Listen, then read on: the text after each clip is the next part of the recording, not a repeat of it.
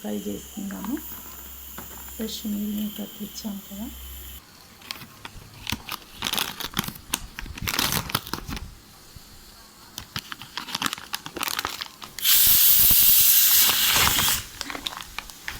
Meal maker అండి fresh. మనం fry చేసుకుందాం, బాయిల్ చేసుకుందాం. ఫస్ట్ బాయిల్ చేశాక చూద్దామండి.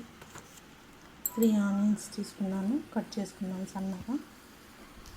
ఫస్ట్ ఇది బాయిల్ చేసుకుందాము. బాయిల్ అయిపోయిందండి. ఇప్పుడు మనం వాటర్ తీసేద్దాము.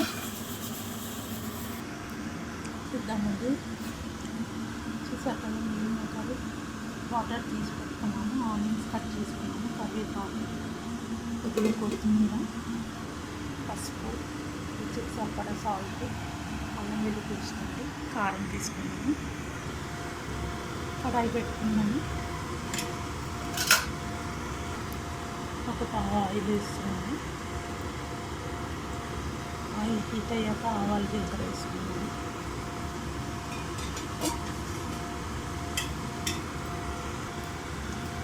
ఆయిల్ హీట్ అయిపోయిందండి.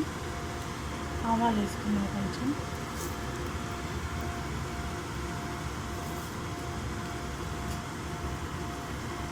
కొంచెం జీలకర్ర,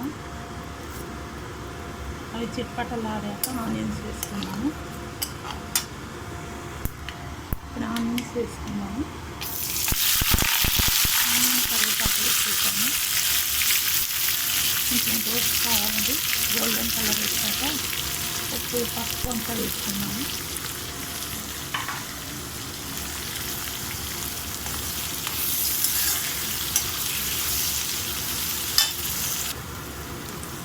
చూసాకండి లైట్ గోల్డ్ కలర్ వచ్చింది. ఇప్పుడు మనం పసుపు వేసుకున్నాము. పసుపు కలిపేసుకున్నాము.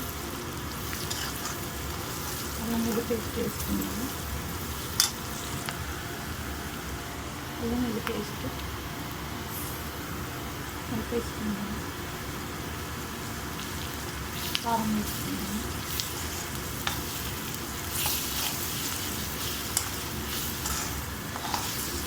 ఒక 2 minutes అయ్యాక కారం వేసుకొని పచ్చి వాసన చక్కగా అల్లం వేసుకోవాలి.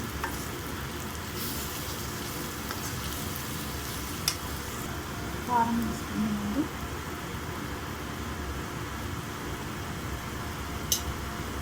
హాఫ్ స్పూన్ వేస్తున్నాము.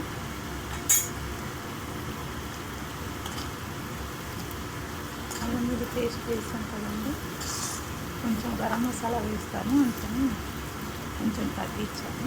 ఇప్పుడు ఈ మీల్ మేకర్ వేసేసుకున్నాము. రుచికి సరిపడా సాల్ట్ వేసుకున్నాము.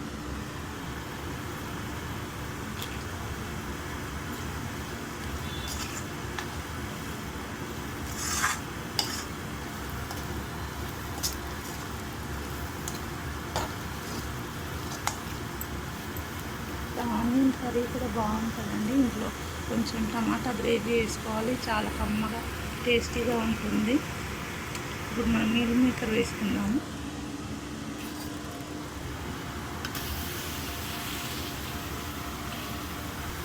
కలిపేసుకున్నాము.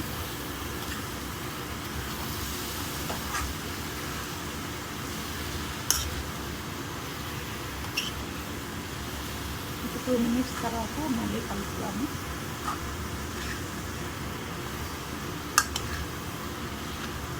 మూత పెట్టేసుకున్నాము.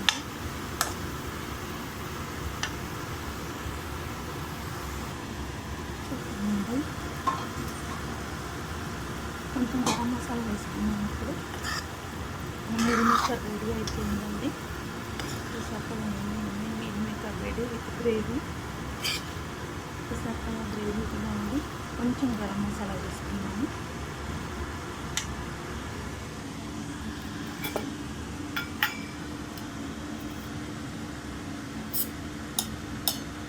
కొద్దిగా చాలా కొద్దిగా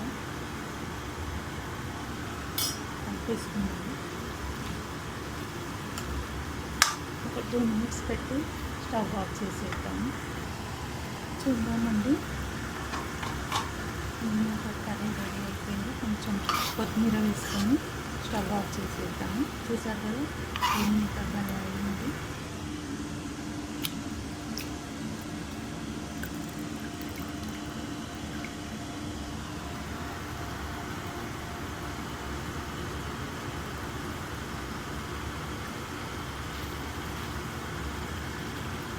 చాలా కమ్మగా ఉంటుందండి మీల్ మేకర్.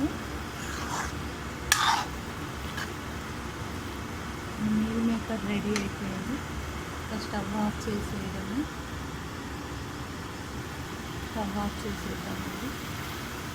ఆఫ్ చేసేద్దాము. మీరు కూడా ఇలానే చేసి తిని ఎలా ఉందో కామెంట్స్లో చెప్పండి. Thank you.